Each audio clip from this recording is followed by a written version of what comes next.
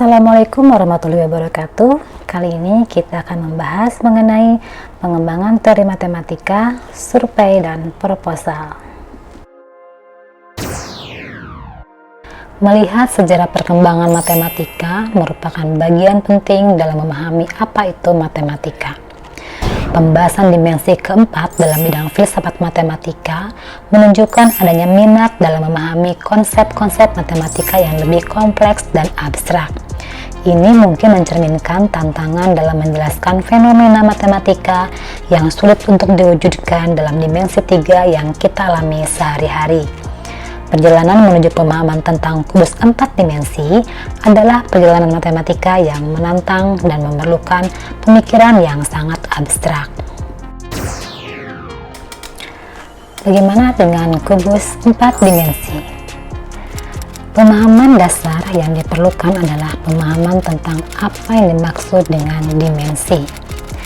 Di dunia sehari-hari kita berada dalam ruang 3 dimensi, yaitu ada panjang, lebar, dan tinggi. Untuk memahami kubus 4 dimensi, kita perlu membayangkan apa yang dimaksud dengan dimensi keempat.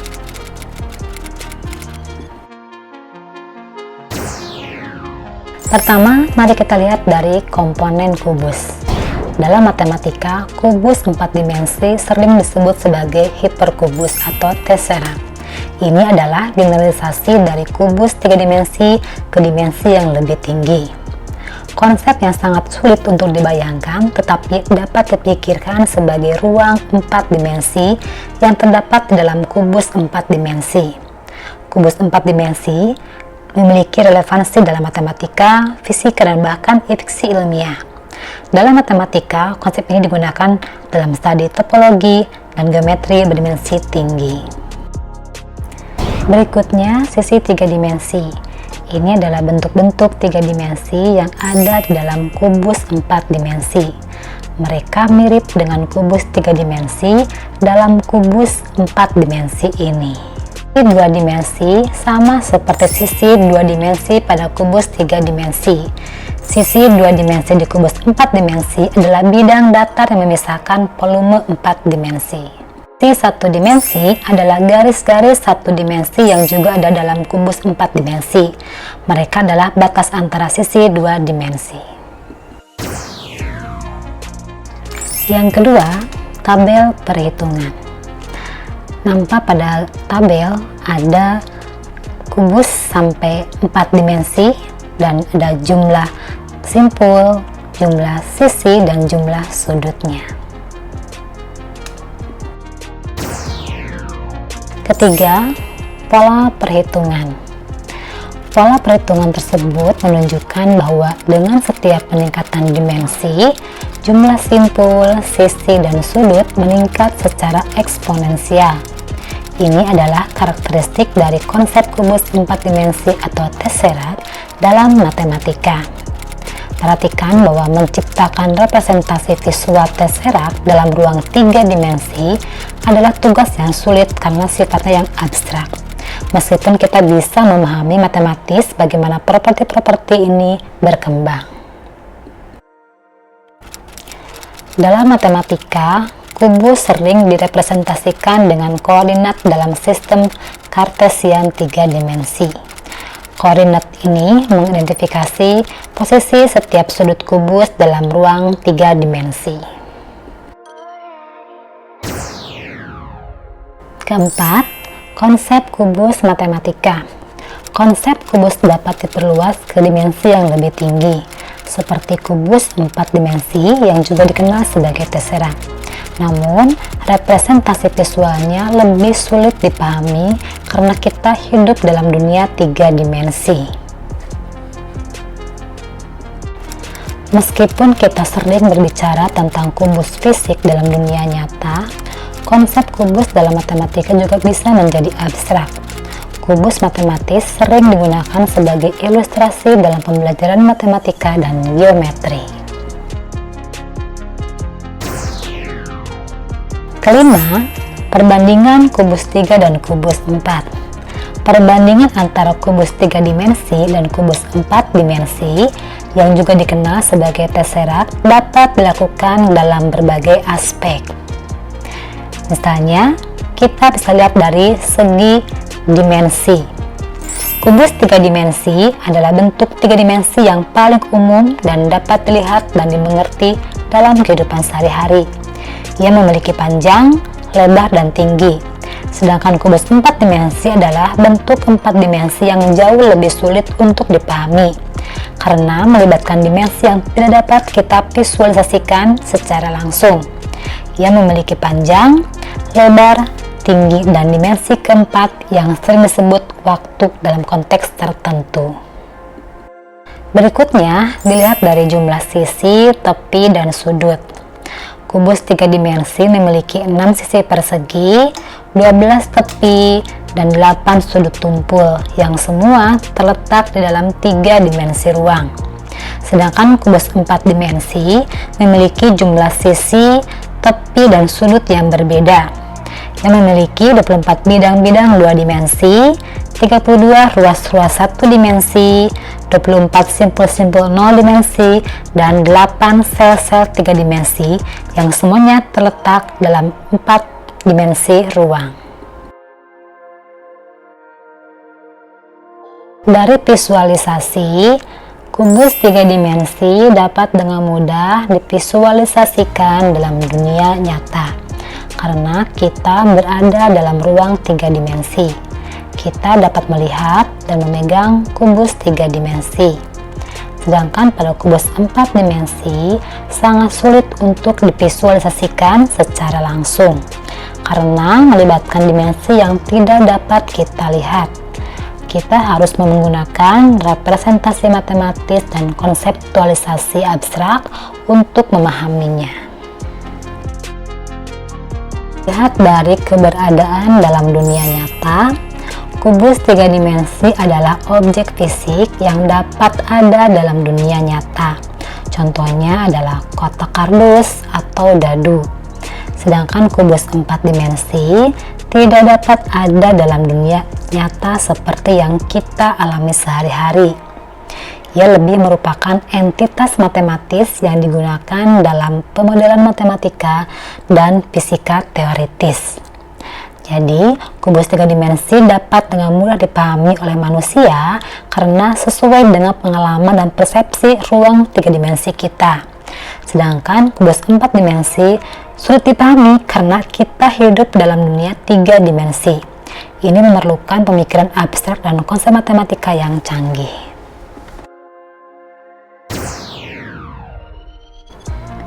Beberapa prinsip umum yang mampu diterapkan dalam memecahkan masalah kubus 4 dimensi, diantaranya 1. Pemahaman yang jelas. Sebelum mencoba memecahkan masalah berdimensi tinggi seperti kubus 4 dimensi, penting untuk memiliki pemahaman yang kuat tentang konsep-konsep yang terlibat. Ini bisa mencakup pemahaman geometri berdimensi lebih tinggi, sifat-sifat kubus, dan konsep ruang multidimensional. Kedua, merumuskan ulang masalah. Polya menekankan pentingnya merumuskan ulang masalah dalam berbagai cara. Dalam konteks kubus 4 dimensi, ini mungkin melibatkan pemikiran kreatif tentang cara merepresentasikan dan memahami objek kubus 4 dimensi dalam 3 dimensi yang lebih mudah dipahami.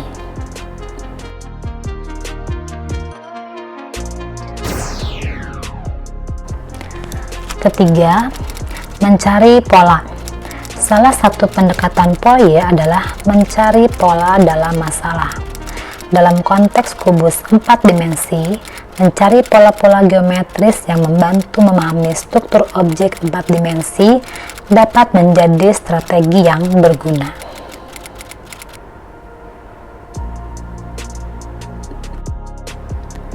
Keempat, eksperimen dan percobaan. Polya mendorong pembaca untuk melakukan eksperimen dan mencoba berbagai pendekatan dalam pemecahan masalah. Dalam hal kubus 4 dimensi, eksperimen dengan representasi visual dan pemodelan matematika bisa menjadi pendekatan yang berguna. Kelima, pemikiran kreatif. Polya menekankan pentingnya pemikiran kreatif dalam pemecahan masalah. Dalam memahami kubus 4 dimensi, pemikiran kreatif diperlukan untuk mengatasi tantangan konseptual dan representasi. Berikutnya, mari kita lihat tentang matematika kontemporer. Matematika kontemporer adalah hasil dari usaha kolektif matematikawan, pengembangan teori yang ketat, dan penerapan konsep abstrak seperti dimensi tinggi. Kolaborasi, kritik, dan dialog adalah bagian penting dalam perkembangan matematika modern. Matematika adalah disiplin ilmu yang sangat bergantung pada bukti, yang merupakan argumen konklusif yang meyakinkan para ahli matematika berkualitas tentang kebenaran suatu pernyataan atau hasil.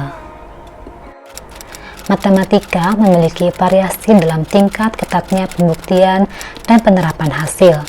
Beberapa cabang matematika yang menekankan penerapan hasil sering disebut matematika terapan, sedangkan yang menekankan pembuktian disebut matematika murni. Aksiomatisasi adalah cara untuk mengorganisasi dan mentematisasi subjek matematika. Ini melibatkan pembentukan kumpulan aksioma yang menjadi dasar bagi subjek tersebut. Ini membawa konsep baru seperti meta masalah, yaitu mencari aksioma yang menarik untuk suatu subjek matematika. Platonisme. Platonisme adalah pandangan filosofis yang menyatakan bahwa entitas matematika adalah entitas yang nyata dan ada di luar ruang dan waktu fisik. Ini berarti bahwa objek matematika seperti bilangan, himpunan, dan struktur matematika lainnya memiliki eksistensi independen dan tidak bergantung pada kesadaran manusia. Pandangan ini sering diasosiasikan dengan Plato, meskipun ada berbagai variasi Platonisme. Platonisme dalam matematika menghadapi beberapa pertanyaan yang menantang, termasuk pertanyaan tentang bagaimana alam semesta matematika yang tidak berwujud ini berinteraksi dengan alam semesta material. Meskipun para Platonis meyakini bahwa matematika adalah sesuatu yang absolut dan independen, mereka menghadapi kesulitan dalam menjelaskan hubungan antara keduanya.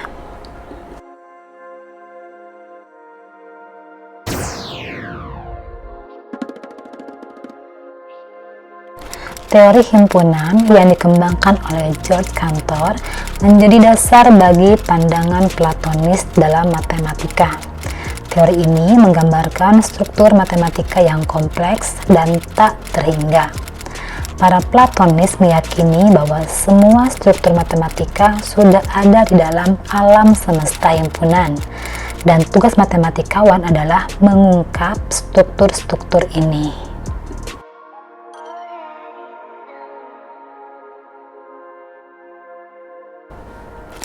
Meskipun Platonisme merupakan pandangan yang luas dalam matematika, ada juga kritik terhadapnya.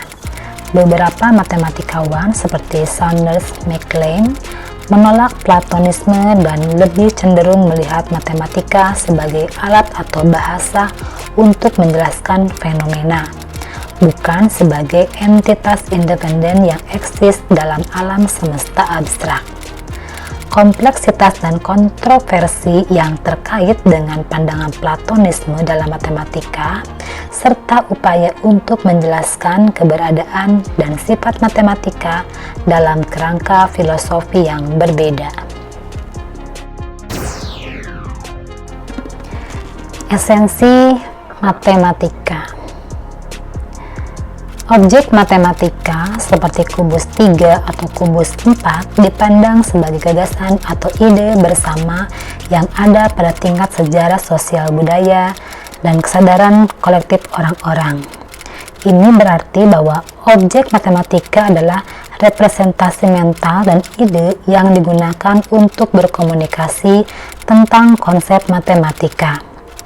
Dalam pemahaman ini, perbedaan mendasar adalah bahwa gagasan atau ide tentang kubus 4 tidak sama dengan objek fisik kubus 4 dimensi yang nyata.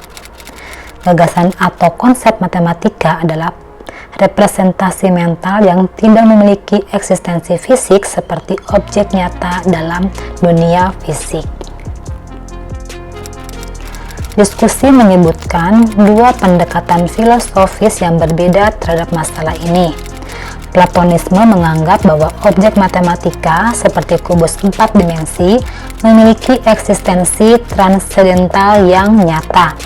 Sementara pandangan fiksi menyatakan bahwa objek matematika adalah representasi semata dan tidak memiliki keberadaan nyata di luar representasi itu sendiri.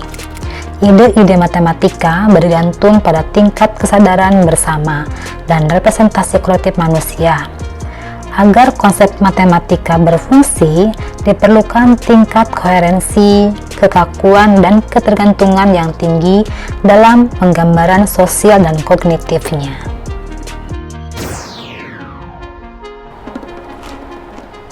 Implementasi dalam pembelajaran matematika. Implementasi konsep-konsep dan sudut pandang yang sudah dijelaskan memiliki dampak yang signifikan dalam pembelajaran matematika.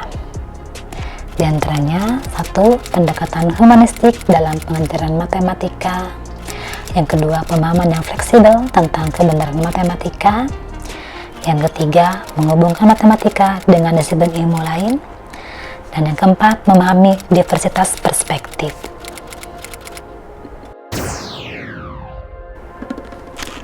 Kesimpulannya, pertama, pengembangan matematika dimulai dengan mengidentifikasi pertanyaan-pertanyaan filosofis yang sulit, seperti mengapa konsep seperti angka atau lingkaran begitu kaku dan dapat direproduksi, mengapa ada kesadaran, dan mengapa alam semesta ada. Ini adalah pertanyaan yang sulit dijawab secara pasti. Objek matematika sebagai entitas sosial historis yang berbeda, mirip dengan aspek-aspek budaya seperti sastra, agama, atau perbankan. Matematika ada dalam konteks budaya dan sejarah. Matematika adalah realitas historis sosial dan tidak perlu dicari makna tersembunyi di luar makna historis sosial dan budayanya. Sejarah sosial adalah yang paling penting dalam pemahaman matematika.